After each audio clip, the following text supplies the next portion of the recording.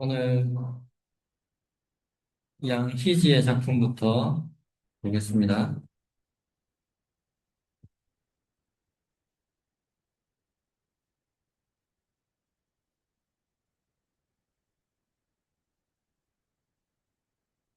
먼저 작가 볼 텐데요.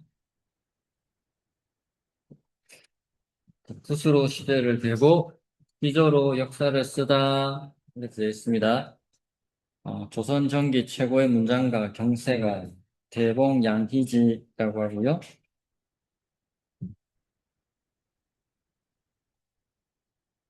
원래는 한자로 뭐 드물히 가지지 희지였는데 왕이 양희지를 높이 평가해서 이름을 새로 지어서 내려줬습니다. 그래서 한자 이름을 바꿔서 빛날히 머물지 희지로 이렇게 이 이름을 바꿔라 하고 자도 주고 이렇게 했습니다. 그만큼 왕의 총애를 받았다고 알 수 있고요.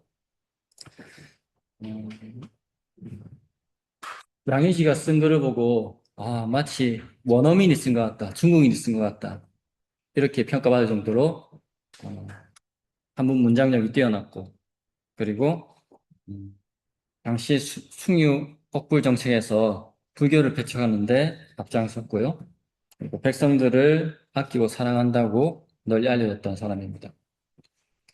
그래서 조성문이라는 사람이 그의 글은 마치 중국인이 쓴 글과 같다 이렇게 평가를 했었고요. 23살 때 생원 진사시를 동시에 합격했습니다. 사법고시 1차와 행정고시 1차를 동시에 합격한 것과 마찬가지죠. 그리고 당시에 세자가 불교에 관심이 많아서 원각사라는 절을 세우고자 했는데 이걸 동료 유생들과 함께 유교의 나라에서 절이 무슨 말이냐 이렇게 해서 반대 입장을 드러냈고요. 감히 반대인 거죠, 감히. 그리고 왕의 뜻이라면 문묘 밖에서 무당이 기도를 올리고 있었는데 어, 우리 유가의 도가 아니다 이렇게 해서 왕이 불렀다고 말했음에도 불구하고 문묘에서 공자를 모시는 거죠. 거기서 쫓아내는 그런 일을 했습니다. 그러니까 아주 대차한 사람이죠. 양의지가 금호사에서 공부하고 있다가 당시에 김시습을 만났습니다. 김시습이 이제 세조왕이 된 다음에 출가해가지고 스님으로 살고 있었는데 그러면서도 계속 마음의 울분을 털어내지 못하는 모습을 양의지가 봤습니다. 김실습이 양의지보다 4살 정도 많았거든요. 형이었는데 이렇게 하지 마시고 그 다시 환속하셔가지고 그 유학의 도 안에서 세상을 바꾸려고 노력하는 것이 어떻겠습니까? 이런 취지로 김실습에게 이야기를 했다고 하는데요. 하지만 김실습은 당시에는 그 말을 듣지가 않았습니다. 말씀드린 것처럼 성종이 너무 아껴서 그에게 이름과 자를 하사하기도 했고요. 그리고 조선시대 때는 사가독서라는 것이 있습니다. 어, 책을 읽을 휴가를 하사하는 겁니다. 책을 읽을 휴가를 하사하는 것. 지금으로 따지면 아주 공부 열심히 잘하는 아주 일 잘하는 공무원한테 한 1년, 2년 해외 유학 기회를 주는 겁니다. 그래서 해외 유학도 보내주고 월급도 주고 이런 거죠.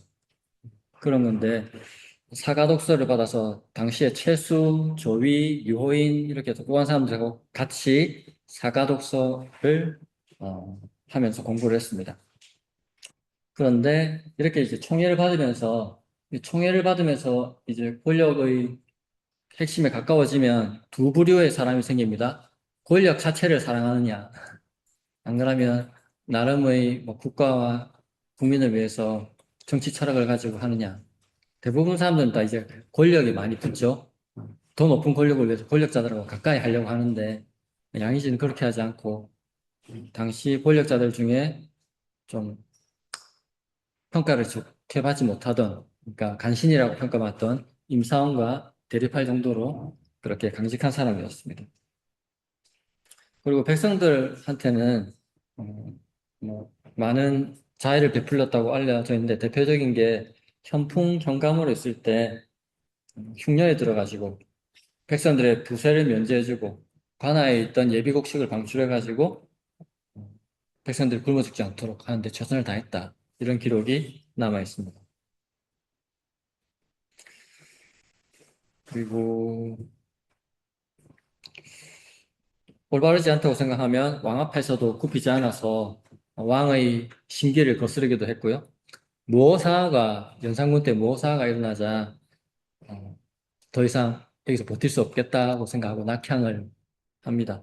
낙향한 다음에 다시 이제 사화 피해자들 중에서 너무 억울한 사람들에 대해서 구명 활동을 했습니다만 잘 되지는 않았습니다.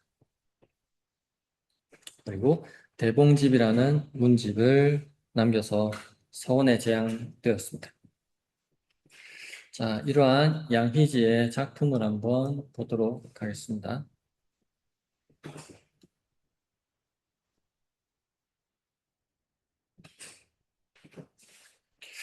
제목은 차, 진원, 객관, 우운입니다. 차는 차운하다.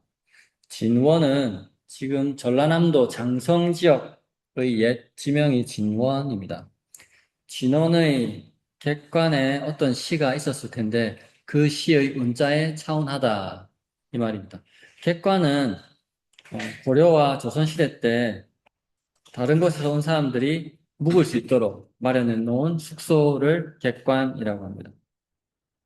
그러니까 양희지가 무슨 일로 객관에 머물면서 거기 붙여놓은 시를 보고 거기에 차원을 한 작품입니다. 첫 번째 구절. 산, 장, 소현, 석전단. 산상감출장. 산이 감추고 있습니다. 무엇을 감추고 있냐면 소현, 작을 소, 고을, 마을현. 산이 감추고 있는 작은 마을. 산 속에 작은 마을이 있다 이 말이겠죠? 산이 감춘 작은 마을 고을에 석전다, 돌석, 밭전, 마늘다. 석전은 뭘까요, 그러면? 농사를 지으려면 흙이 고와야 되는데 여기는 돌이 좀 많았던 모양입니다. 별로 농지로서는 좋은 농지가 아니죠. 돌이 많은 밭. 돌이 많은 밭을 석전이라고 합니다. 그러니까 농사 짓기가 좀 힘든 곳이다라는 것을 알려주는 그런 단어가 되겠습니다. 산이 감춘 작은 고을에 돌밭이 많고 촌, 사, 주진, 팔구가 마을은 그 고을에 있는 마을은 사, 뭐뭐와 같습니다. 주진, 팔구가와 같습니다. 주진, 팔구가 이건 주진, 팔구가가 뭔지 알아야 이제 시가 해석이 되는데 주진, 팔구가는 어디서 나온 말이냐면 백거의 글 중에 이런 글이 있습니다. 서주에 어떤 고풍현이라는 곳이 있는데 거기 주진이라는 마을이 있는데 거기는 주시 성을 가진 사람들과 진시 성을 가진 사람, 두 성을 가진 사람들이 서로 그 혼인관계를 맺으면서 조용하게 살고 있는 그런 마을입니다. 그러니까 작고 편안하고 안락한 마을 이런 뜻으로 주진팔구가 라는 표현을 썼는데 백거이의 이 표현을 가지고 이 시골도 백거이가 말한 그 시골 평온하고 아름다운 그 시골 마을처럼 소박하게 사는 사람들이 있구나 그런 뜻에서 주진팔구가와 같다 이렇게 이야기했습니다. 세 번째 구절입니다. 두, 일성, 수욕사. 다들두 지부 두는 새 이름 두견새라고 했습니다. 근데 이 두견새가 워낙 울음소리가 처절하고 슬퍼서 한을 상징하는 그런 새로 알려져 있습니다. 두의 한 소리는 한 울음소리겠죠. 두견새의 한 울음소리가 수욕사, 근심이 욕, 하고자 하다, 죽음, 근심이 죽으려고 한다. 근심에 죽으려고 한다. 두견새 우는 소리 들으니까 너무 막 우는데 새가 너무 괴로워 죽을 것 같이 그렇게 운다는 건데 그걸 그렇게 느낀다는 것은 내 마음도 근심스럽다라는 것을 감정이입해서 말하고 있는 거겠죠. 두견새의 한울음소리는 근심에 죽을 지경인데 죽으려고 하는데 만정명월 조리화 가득 찰만 들정 뜰 가득 밝은 달은 조리화 조 비춥니다. 어디를?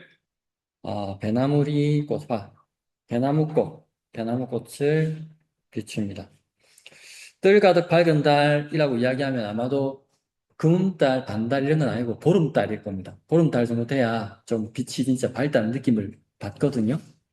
뜰 가득한 밝은 달은 당시에 피어있던 배나무꽃을 비추네 이렇게 했습니다. 자, 다시 한번 전체를 보겠습니다. 진원 객관에서 거기에 걸려있는 시의 문자에 차운한 시이고요. 첫 번째 구절은 소장, 소연, 석전다.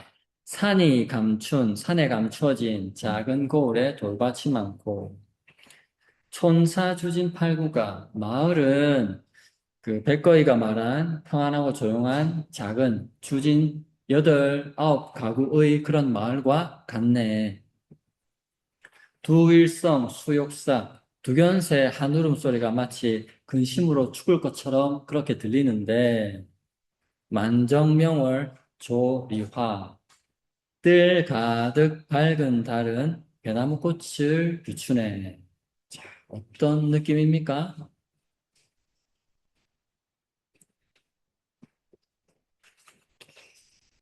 자, 해설 한번 볼게요. 자, 양의지가 전라남도 장성의 옛 거울, 진원의 객관에 머물며 지은 시인데요. 한적한 시골 마을의 풍경과 나그네의 쓸쓸한 정서를 아름답고 애잔하게 표현한 작품이다. 뭐 이렇게 평가할 수 있겠습니다. 전체적으로. 자, 산이 감춘 작은 거울에 돌밭이 많고 마을은 주진 같은 8, 9가구뿐이라네. 시인은 이 외딴 곳을 보며 중국 당나라의 시인 백거이가 노래했던 전설 속의 평화로운 마을, 주진촌을 떠올립니다. 비록 대여섯 가구, 8, 9가구밖에 살지 않는 작고 가난한 동네지만 세상의 때가 묻지 않은 순박함과 따뜻한 인심이 살아 숨쉬는 곳임을 직감한 것입니다. 북연새 한 울음소리는 근심에 겨워 죽으려는데 예로부터 문학 속에서 북연새의 울음은 고향을 향한 그리움과 애절한 한을 상징했습니다. 뜰에 가득한 밝은 달은 대나무꽃을 비추네. 마침 하얗게 피어난 백꽃이 밤하늘의 투명한 달빛을 받아 눈부시게 빛나고 있습니다. 슬픔이 극에 달한 순간 마주한 은빛 달빛과 하얀 백꽃이 어우러짐은 시인의 애달픈 마음을 차분하게 위로해 주는 것 같습니다. 자, 이 시는 척박하지만은 석전 가지고 이야기하는 거겠죠? 돌이 많은 밭. 척박하지만 순박한 시골 풍경으로 시작해서 청각을 자극하는 두견새 울음으로 고독을 극대화한 다음에 눈이 시리도록 아름다운 달빛과 백꽃의 시각적 이미지로 여운을 남기는 아주 감각적인 시라고 평가할 수 있겠습니다. 자, 다음은 유호인의 작품이고요. 유호인에 대해서 보겠습니다.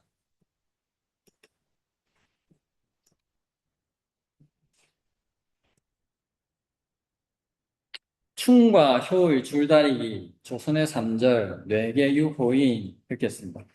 임금이 너무 좋아했는데 어머니가 너무 연로하셔가지고 어머니를 떠날 수가 없어서 중앙에 와서 중앙요직을 맡으라고 했는데 항상 어머니가 가까이 계시는 시골 지방반을 선택했습니다. 그것 때문에 이렇게 이야기했습니다. 자, 평범한 가문 출신입니다. 드물게 보통 뭐 금수저들이 많이 나오는데 평범한 가문 출신이고요. 그런데 아주 똑똑했습니다. 그래서 어, 당시 최고의 학자라고 불리던 김종직이 함양 군수로 재직하고 있을 때 찾아가가지고 제자의 예를 올리려고 했습니다. 그런데 김종직이 요인하고 대화를 나눠보더니 잘했는데 제자가 될 사람이 아니라 나의 벗이 되어야 될 사람이네 이렇게 평가했습니다. 그래서 요인은 스승으로 모셨고 김정직은 보스로 되어 있고 그런 사이가 되겠습니다. 나이 차이가 14살이었는데 그만큼 유호인이 아주 뛰어났다는 것을 보여주는 거고 김종식이 얼마나 사람이 권위적이지 않은가를 보여주는 그런 장면이 되겠습니다. 그래서 뒤에 김종직의 문인이 글을 남겼는데 당세 1세의 으뜸이었던 전필제 김종직 공과 비교했을 때 유호인의 문학과 덕행은 결코 뒤지지 않았다. 이렇게 문인이 평가하고 있습니다. 생원시, 진사시 동시에 합격했습니다. 이 정도 돼야 두각을 나타내는 모양입니다. 그리고 비교적 늦은 나이, 천재 중에서는 좀 늦은 나이죠. 29살 때 식년문과에 급제하면서 본격적으로 관료 생활을 시작합니다. 우리가 본 천재들이 워낙 뭐 18, 19, 20 이렇게 과거급제하니까 다 그렇게 하는 줄 아는데 조선시대 때 평균 합격 나이는 35이었습니다. 35 정도 평균 합격 나이였고. 자, 이 사람이 내면의 충돌이 많았던 게 군항은 워낙 뛰어나니까 내 옆에서 일을 해라. 자기 마음은 내가 무슨 부귀영화를 누리겠다고 집에서 그래 떨어져 고생하겠노. 집 가까운 데서 부모님 모시면서 살지. 이런 마음하고 이게 두 개가 항상 충돌했습니다. 그래서 뭐 홍무한, 수찬, 교리, 사원부 장로 이런 걸 시켰는데 그런 거 뭐 별로 하고 싶어 하지 않았고 거창연에서 근무하고 의성에서 근무하고 이런 식으로 시골을 돌아다녔습니다.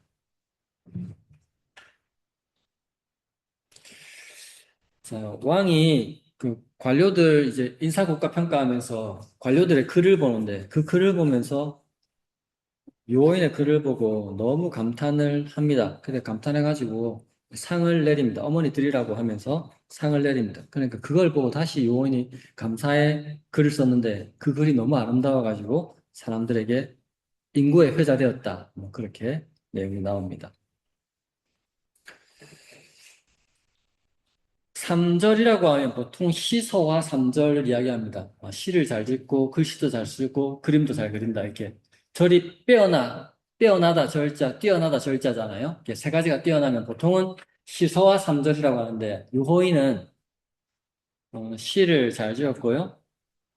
글씨를 잘 썼습니다. 일단 똑같은데 하나는 인품이 대단히 뛰어났다고 합니다. 그래서 시와 서와 인품에서 세 가지가 뛰어났다. 그렇게 해서 3절로 불리던 사람입니다. 그림 잘 그리는 것보다 훨씬 낫죠. 그런데 안타깝게도 하나님이 빨리 곁에 두고 싶었는지 명이 좀 길지 못했습니다. 49에 돌아가셨거든요. 49에 돌아가셨는데 그래서 지천명에도 50에도 닿지 못하고 그렇게 돌아가셨습니다. 돌아가시기 직전에 맏아들한테 한 줄의 유언을 남겼는데 뭐라고 남겼냐면 군자는 모름지기 임금을 속이지 말아야 한다. 정직해라 이 말이죠.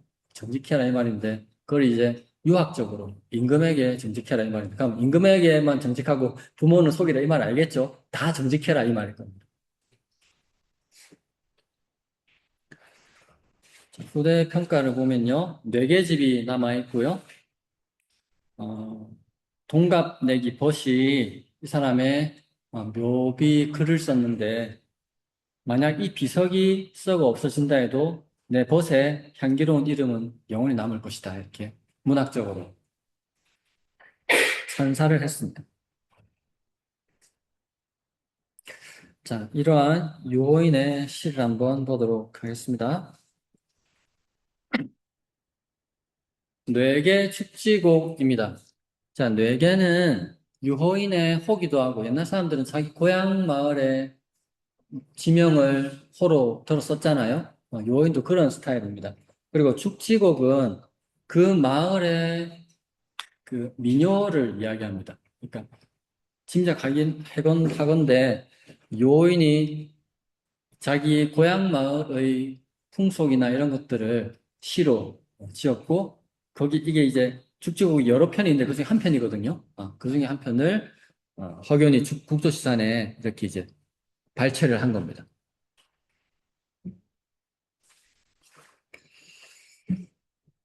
자, 유호인의 고향 마을에는 어떤 모습이 있었는지 한번 보겠습니다. 성남, 성북, 묘, 계돈. 성곽성 남쪽 남, 성곽의 남쪽, 성곽의 북쪽, 뇨. 오타 아닙니다. 니은뇨입니다. 시끄럽다, 뇨입니다. 시끄럽다, 뇨. 개돈. 닭과 돼지가 시끄럽습니다. 성의 남쪽, 서의 북쪽, 시끄러운 닭과 돼지. 시끄러운 닭과 돼지. 닭소리, 돼지소리 시끄럽다, 이 말이죠. 그러면 뭘 연상할 수 있습니까? 닭하고 돼지가 많은갑다. 많은갑다. 이렇게 연상할 수 있죠. 그러면 마을이 좀 살만한갑다. 이렇게 또 연상할 수가 있겠습니다. 두 번째 구절, 세파전신 고구혼입니다. 세자는 제사 지내다, 세자입니다. 제사 지내다, 세, 파는 마치다, 세파, 제사를 마쳤습니다. 무슨 제사? 전신에 대한 제사를. 밭전자, 귀신 신자니까 우리 요새도 뭐 영화 같은 거 만들 때 영화 만들기 전에 고사 지내고 하잖아요. 옛날에 농사 짓기 전에도 제사를 지냈다고 합니다. 이번 농사 잘 되게 해주세요. 간단하게 그런 것을 이야기하는 겁니다. 밭의 신에게 제사를 마치니 고구혼입니다. 고구는 24절기 중에 하나이고요. 농사 짓기 시작할 무렵입니다. 이름의 유래는 봄비가 내려서 백곡, 온갖 곡식들이 기름지게 된다는 뜻의 곡우입니다. 그러니까 이 곡우에 맞춰가지고 밭의 신에게 농사 잘 되게 해달라고 제사 지내는 모습을 이렇게 한 줄로 표현한 겁니다. 밭의 신에게 제사를 마친 고구날은 혼, 저문에 어두워지네. 성남쪽과 성북쪽은 시끄러운 닭, 돼지 소리. 밭의 신에게 제사를 마친 고구날은 저물어 가네. 세 번째 구절. 태수, 유춘, 근권과. 자, 태수, 그 거울의 우두머리, 태수입니다. 태수의 유춘, 나들이 유, 봄춘. 태수의 봄 나들이는 근권과, 부지런히, 권과, 과를 권하는 것이지, 부지런히 과를 권하는 것이지입니다. 자, 과는 과정할 때 과입니다. 부지런히 과정을 권한다. 무슨 과정일까요? 농사 짓는 과정. 지금 고구날 과정의 제일 처음이죠. 농사 시작하기 전에 제사부터 올리는 겁니다. 그 다음에 뭐 씨 뿌리고 뭐 하고 모내기하고 막 나오겠죠, 뭔가가. 그 일정에 따라서 농사 과정이 다 있을 텐데, 그거를 이제 태수가 어, 봄철을 맞아가지고 나들이라는 이름으로 나와가지고 백성들과 거기를 점검하고 하는 겁니다. 그것을 유춘이라고 표현을 했습니다. 어, 여러분들 중에 맹자 수업 들으신 분, 안 시키게 손 한번 들어보시죠. 맹자 수업 들어보신 분, 손 들어보십시오. 내리시고, 맹자 수업 안 들어보신 분, 손 들어보십시오. 보시고. 거의 안 들었네요. 자, 맹자에 보다 보면, 인류, 일예, 위, 제후도라는 구절이 나오는데, 그 군왕이 한 번 논일고, 한 번 즐기는 것이 묻제후들의 법도가 됩니다. 이런 구절이 있습니다. 뭐냐면, 윗사람은 함부로 나들이 해서도 안 되고, 함부로 즐겨서도 안 된다는 겁니다. 나들이 할 때도 그냥 놀기 위한 나들이가 아니라 그 나들이를 통해서 백성들의 삶을 풍족하게 할 수 있어야 된다는 겁니다. 그리고 옛날 사람들이 사냥도 한 번씩 하는데 사냥의 원래 목적은 군사훈련을 겸하는 거거든요. 군사훈련을 겸해서 이제 나라의 위기 상황을 미리 준비하는 차원에서 이제 사냥이라는 이름으로 이렇게 하기도 하고 이랬는데 그냥 취미삼아 사냥하는 왕은 좋은 왕이 아닌 거죠. 취미삼아 사냥만 하는, 사냥만을 위해서 사냥하는 왕은 좋은 왕이 아닌 겁니다. 그거는 항상 그 백성들의 협조가 있어야 그 사냥을 원만하게 할 수 있거든요. 그렇기 때문에 사냥할 때도 백성들을 위해서 백성들에게 도움이 되는 방향으로 군사 훈련을 한다거나 백성들과 함께 어울려서 뭐 같이 하는 뭐 이런 것들을 해야 진정한 사냥이고 봄 나들이도 내가 그냥 꽃 구경을 가는 것이 아니라 백성들의 농사에 도움을 주고 백성들의 삶을 점검하면서 나들이를 해야 그게 윗사람의 진정한 나들이가 된다는 그런 맹자의 구절에서 이 구절을 같이 연상해서 볼 수 있겠습니다. 그래서 태수의 봄나들이는 그냥 단순한 봄꽃을 보기 위한 나들이가 아니라 부지런히 농사 과정을 권면하는 것이지. 그래서 견녀, 십, 행, 화, 총. 견녀는 어깨에 매는 수레, 간략한 수레인데요. 태수의 자가용을 말하는 거겠죠. 태수의 관용차를 말하는 거겠습니다. 권녀는 때때로 살구꽃 마을로 들어가네.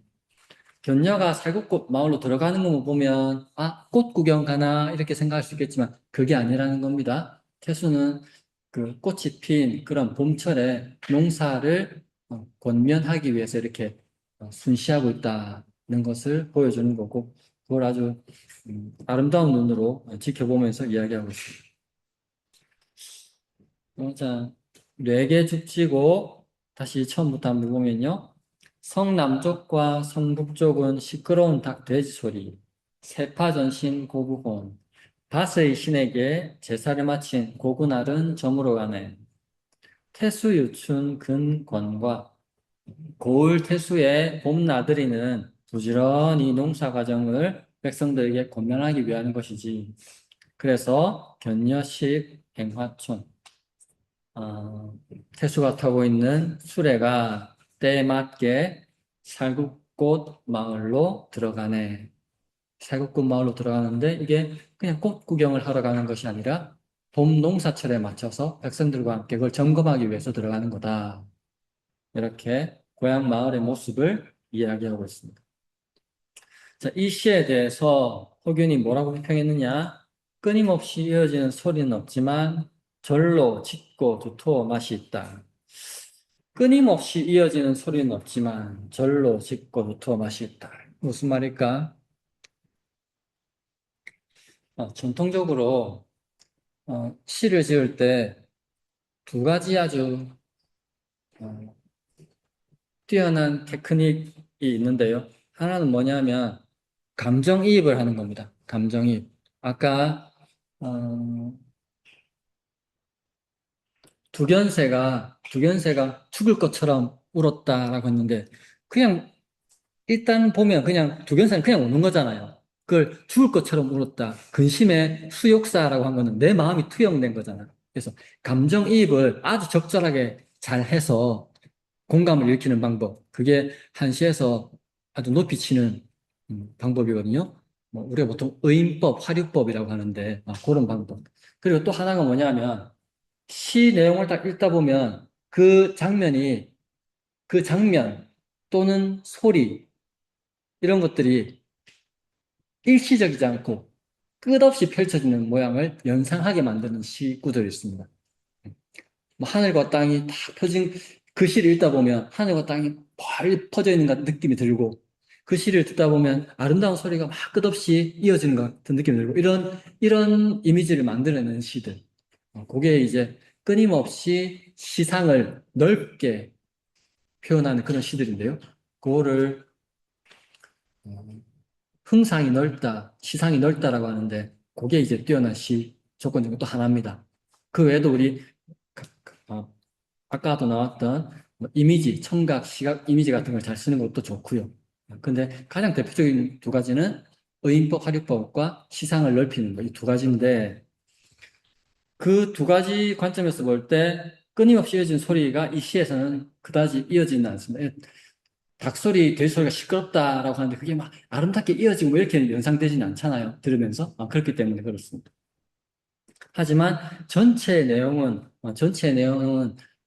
인정이 느껴지고 그 태수의 사랑이나 봄날의 아름다움이나 이런 것들이 두텁게 느껴진다. 이런 느낌에서 이렇게 표현을 쓰지 않았을까 생각이 됩니다. 자, 그럼 자세하게 내용을 보면요. 자, 요인의 네개죽지국 10수가 있는데 그 중에 제2수가 바로 우리가 읽은 이 시입니다. 조선 전기 농촌의 생동감 넘치는 풍경과 백성을 살피는 농민관의 따뜻한 시선을 담아낸 시입니다.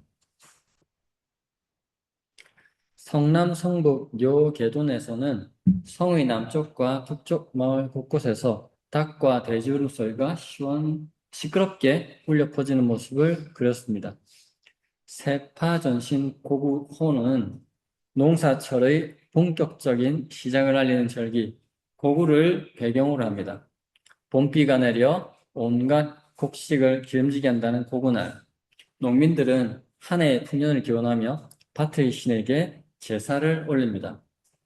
제사를 모두 마치고 나니 어느덧 사방에 어둠이 깃들며 고구의 저녁 해가 저물어가는 평화롭고 가득한 농촌의 밤 풍경을 눈앞에 그려 보여주고 있습니다. 태수, 유춘, 근, 권과에서 거울의 수령인 태수는 봄 나들이를 나왔습니다. 하지만 이 나들이는 단순한 풍류나 개인의 유흥이 아닙니다. 백성들이 제때 농사를 잘 짓고 있는지 부지런히 살피고 농업을 장려하기 위한 자유로운 행사입니다. 그래서 조금 더 조사하면 확실하게 나오겠지만 이 시에 나오는 태수가 유호인 자신일 수도 있습니다. 유호인 자신일 수도 있고 자기 마을에 있는 장면을 보고 한 것일 수도 있고 이건 또 조사가 더 필요한데 제가 미처 조사를 다 못했습니다. 아무튼 그거는 나중에 좀 더 알아보면 나올 수 있는 부분입니다.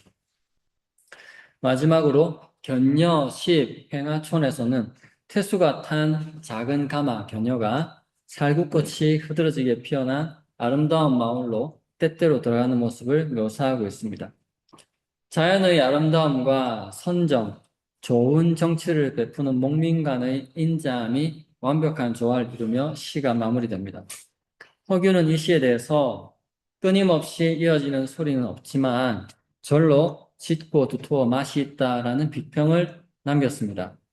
자, 짙고 두터운 맛이란 시가 화려한 수사나 과장된 감정의 과시 없이도 독자의 마음에 묵직한 여운을 남긴다는 뜻으로 해석됩니다. 특별한 거 없지만 그냥 농사를 권면하는 태수의 모습 그리고 아름다운 꽃들 이런 것들이 연상되니까 그런 점에서 이렇게 표현한 것으로 보이고요. 전통적인 시 비평에서 높이 평가하는 시상의 광대함이나 끊임없는 소리 그런 것은 이 시에 없지만 시 속에 담긴 시골 마을의 소박한 소리와 정경이 도리어 은은하고 깊은 감동을 자아낸다는 평가라고 풀이할 수 있겠습니다. 자, 요원의 다음 시는 군자사입니다. 절 이름입니다. 절 이름이고요. 경상남도 함양군 마천면 군자리에 있던 삼국시대에 세워졌던 절인데요. 유호인이 있었던 시절에는 이 절이 남아 있었는데 찾아보니 19세기 초에는 절이 무너졌다고 합니다. 폐사되었다고 합니다. 지금은 터만 남아 있다고 합니다. 자, 군자사를 방문해서 지은 시입니다. 첫 번째 구절.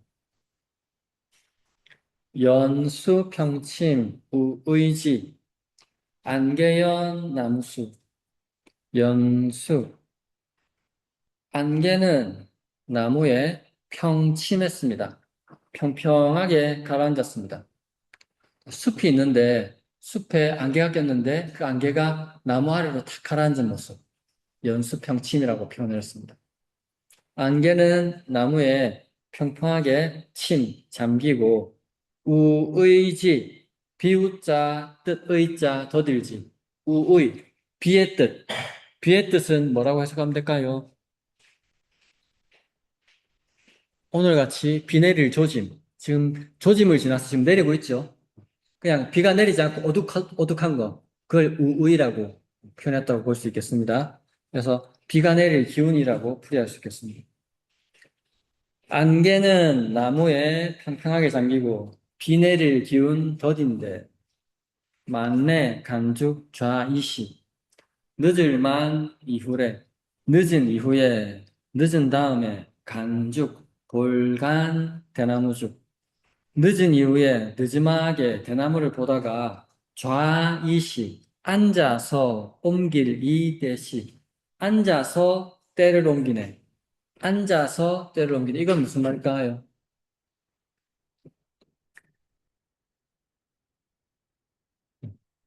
앉아서는 말 그대로 앉았어도 되고요.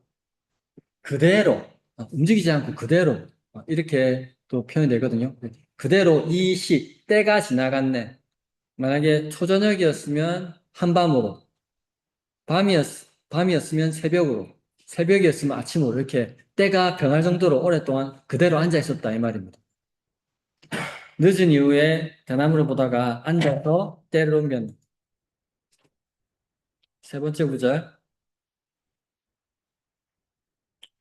노선, 벽안, 혼여구. 늙을로 선사선. 자, 선사는 참선하는 스님을 가리킵니다. 스님들이라고 해서 다 참선하시는 건 아닌 것 같고요. 참선의 뜻을 두고 열심히 하시는 분이 계시고, 그냥 직업으로서 스님으로 그냥 사시는 분도 계시고.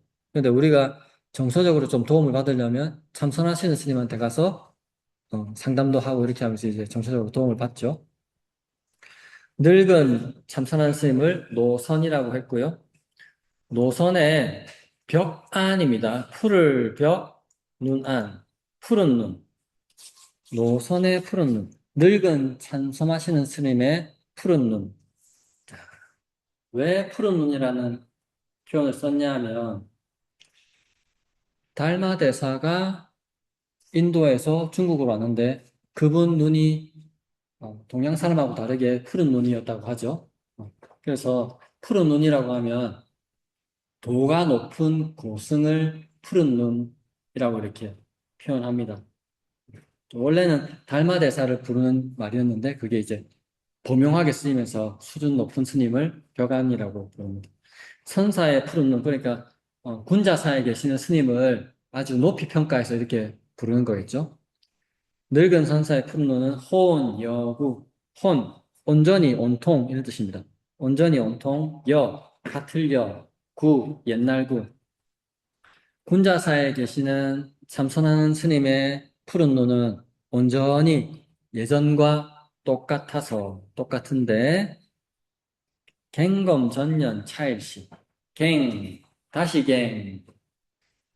시간 단위로 읽을 때는 경이었죠. 시간 단위로 읽을 때는 경이고, 다시라는 두사를 쓸 때는 갱이라고 읽는 글자입니다. 다시 갱. 검은 검사하다, 살피다, 검사하다 할 때 검입니다. 살필 검이고요. 전년, 지난해, 작년. 다시 살핍니다. 전년, 지난해에 차일시. 지난해 이날의 시를 살펴보네. 지난해 이날의 시를 살펴보네. 이거 무슨 말일까? 다시 지난해 이날 시를 살펴보네.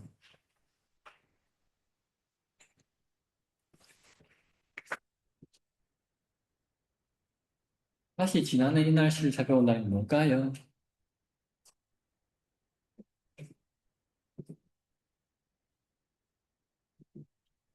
아마도 유호인이 이 군자사에 자주 주기적으로 들렀던 것 같아요.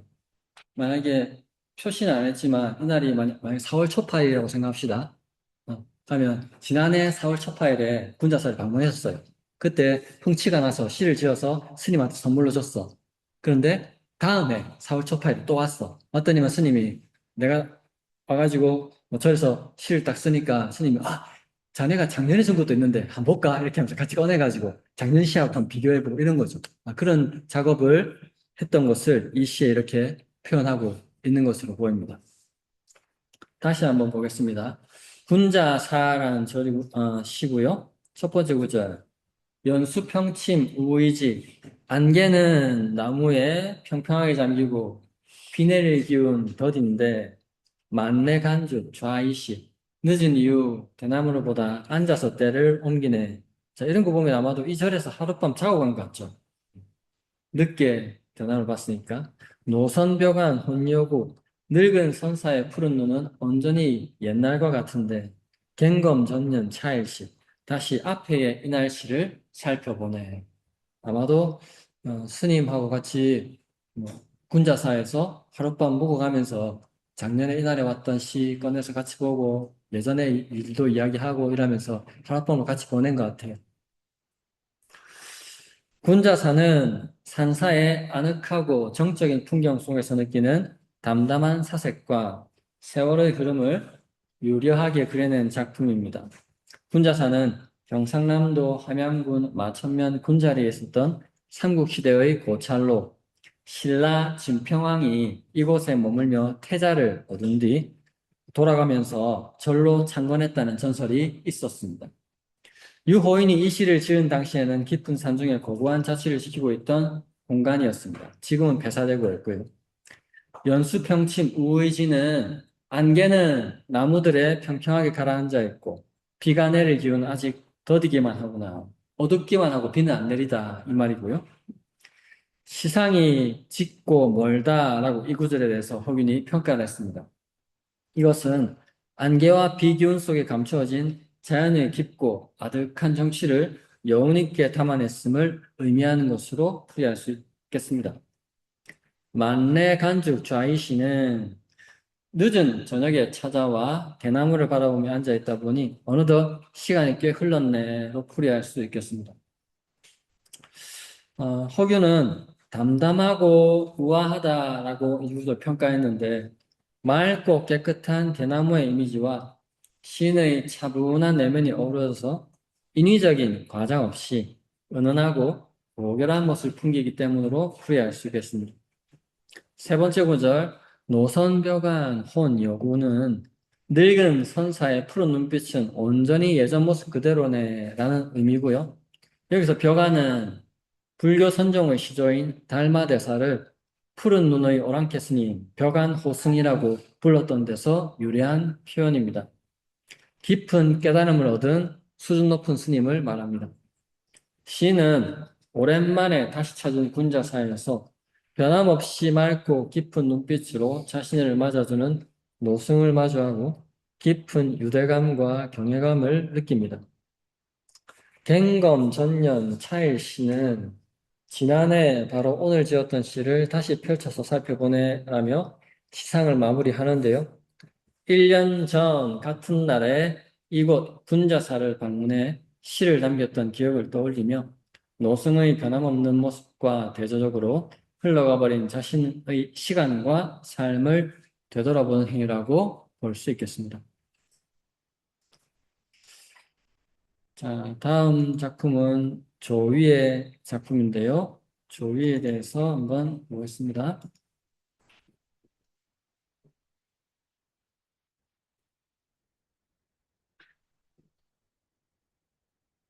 자, 조위에 대해서 얘기할 때 가장 유명한 게 이 사람이 유배지에서 만분가라는 유배 가사를 남겼는데 이게 국문학적으로 조금 가치가 있거든요. 그래서 최초의 유배 가사를 낳은 사람으로 알려져 있습니다. 매개 조위입니다. 성종의 총애를 받은 문신이었는데 연산구 때 유배를 가면서 유배 가사의 효시인 만분가를 남기게 되었습니다. 7살 때 저주가 뛰어나서 그 친척 중에 조성문이 스파르타식으로 이제 가르칩니다. 그래서 18살 때 생원시, 진사시를 동시에 합격하고요. 20살 때 문과에 최종 합격합니다. 그래서 마찬가지로 요원과 마찬가지로 사가독서에 발탁이 되어가지고 휴가를 받아서 공부를 하게 됩니다. 왕의 측근 도승진, 대통령 비서실장 맞죠? 대통령 비서실, 비서실에서 일하기도 했고요. 관찰사, 군수 등을 역임하면서 지방 행정에도 참여를 했습니다. 그리고 사림의 대표로서 향사례, 향음주례 같은 것을 해서 그 당시에 유양수의 폐단도 바로잡고 하는데 앞장섰습니다. 그런데 연산군 때 김종직이 남긴 조의제문 때문에 모사가 일어나고 거기에 연좌가 됩니다. 그래서 호남의 순천으로 귀향을 가고요. 거기서 너무 억울해서 그 억울한 감정을 글로 표현한 것이 만분가입니다. 그때가 44살이었고요. 음,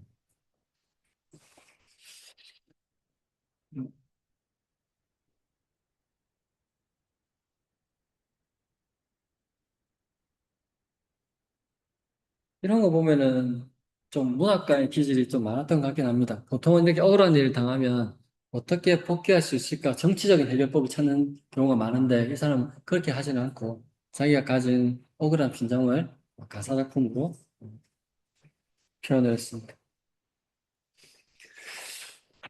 음, 그래서 이것이 국문학적으로 보면 유배 가사의 첫 작품이 된다고 합니다. 효시라고 이야기를 합니다. 이분도 그렇게 오래 사시는 못해서 49살 때 귀양지에서 돌아가십니다.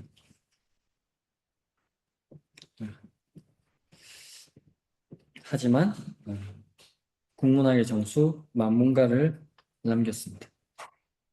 그러면 이분의 작품을 한번 보겠습니다. 제 홍묘족입니다. 홍매화의 족자에 적다. 올라오시다가 보니까 서예 작품 썼더라 아닙니까? 그걸 다 지금 족자 작품들이 많던데 그 마찬가지로 두루마리로 해가지고 글씨를 쓸 수 있게 하는 게 족자입니다. 홍매화 족자, 홍매화 그림을 보고 그 그림에 맞춰서 적은 시가 되겠습니다. 자, 첫 번째 구절 보겠습니다. 몽교, 요대, 답월화, 꿈몽, 꿈결교, 꿈에서 깼습니다. 몽교, 요대, 답월화. 요대는 신선이 거주하는 무대입니다. 꿈에서 깼습니다.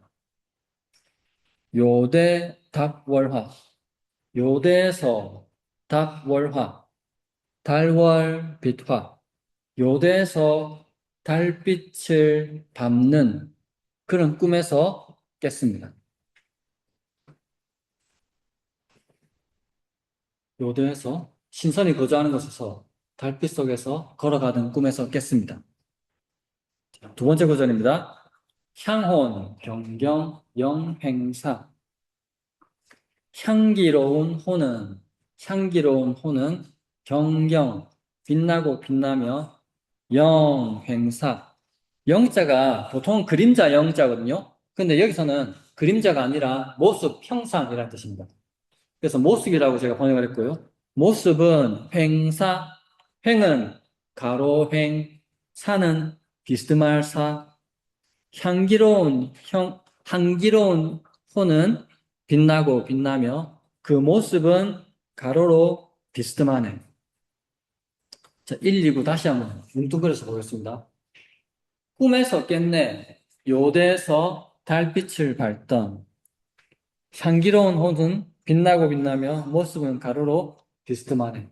자, 그렇게 하면 자, 1구의 주체가 누군가 같습니까? 꿈에서 깬 주체.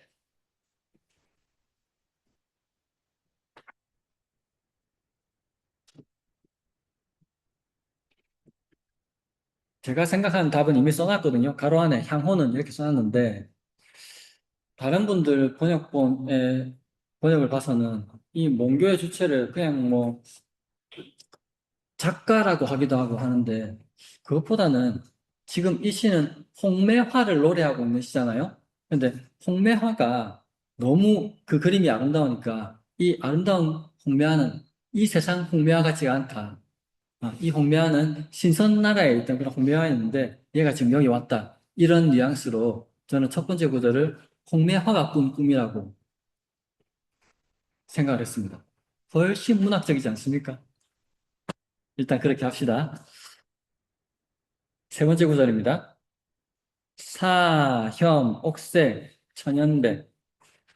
사, 뭐뭐 하는 듯. 같을 사자인데, 뭐뭐 하는 듯 이렇게 한번 번역을 해봤습니다. 사혐. 혐은 혐오하다 할 때 혐자로 싫어하다라는 뜻입니다. 그래서 사혐하면 싫어하는 듯 이렇게 됩니다. 싫어하는 듯. 옥색 천연백. 옥색을 싫어하는 듯. 근데 뒤에 천연백은 옥색을 수식해주는 말입니다. 천연 그대로의 하얀 옥색을 싫어하는 듯 이렇게 됩니다. 왜냐하면 지금 홍매화를 이야기하잖아. 보통 매화가 하얀색, 옥색 이렇거든요. 그런데 홍매화는 붉은 매화잖아. 그래서 그 홍매화를 두드러지게 하기 위해서 지금 3구와 4구를 쓰고 있는 건데요. 4구 보겠습니다. 일야, 동풍, 염, 체하. 일야, 한밤, 동풍, 동쪽 바람에 염, 물들였네. 채하, 채색, 노을처럼 물들었네. 한밤의 동쪽 바람에 채색 노을처럼 물들었네. 홍매와 붉은색을 그냥 붉은색이라고 안 하고 노을의 붉은색이라고 이렇게 표현하고 있습니다. 근데 그것도 그렇게 그냥 표현한 것이 아니라 이 그림 속에, 이 족자 속의 매화는 다른 매화들이 다 하얗고 옥색이고 이런 거 식상해. 이러면서 스스로 나는 붉게 될 테야. 그래서 노을의 붉은 빛을 가져와서 붉게 되었다. 이렇게 이야기하고 있습니다. 전체적으로 다시 한번 볼게요.